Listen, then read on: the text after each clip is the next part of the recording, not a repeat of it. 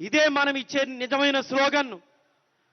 ఆయన ఇచ్చినటువంటి మాటను నిలబెట్టుకుని మన ముఖ్యమంత్రి వర్యులు జగన్మోహన్ రెడ్డి గారు మరికొద్ది నిమిషాల్లో ఈ సభా ప్రాంగణానికి రాబోతున్నారు.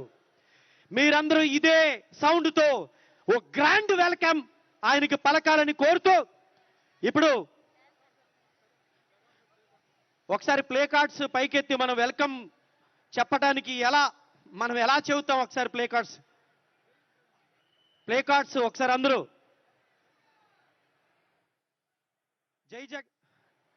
జై జగన్ అటువైపు మూడో గ్యాలరీలో ఉన్నవాళ్ళు, చివరి గ్యాలరీలో ఉన్న అందరూ ఒక్కసారి 1 2 3 గా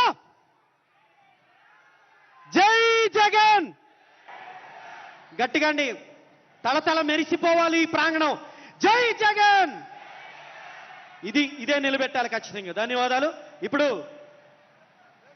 ఒక్కసారి ఆ స్క్రీన్స్ పైన తిలకించవలసిందిగా కోరుతూ ఉన్నాము. గౌరవ ముఖ్యమంత్రి వర్యులు నేనున్నాను అని ఆ వ్యాధిగ్రస్తులకు చిరునవ్వుతో పలకరిస్తూ ఉన్నటువంటి సన్నివేశాన్ని మనము ఇక్కడ చూడవచ్చు. ఇదే కదా గౌరవ ముఖ్యమంత్రి వర్యుల తాలూకు అభిమానము, ఈ ప్రాంతము పట్ల ఉన్నటువంటి ప్రేమ. చూడండి, వాళ్ళందరికీ కూడా పలుకరిస్తూ ఆప్యాయంగా ఎక్కడో విశాఖపట్నం, అదేవిధంగా శ్రీకాకుళంలో ఈ డయాలసిస్ చేసుకునేడానికి ఈ ప్రాంతం నుంచి వెళ్ళేవాళ్ళు.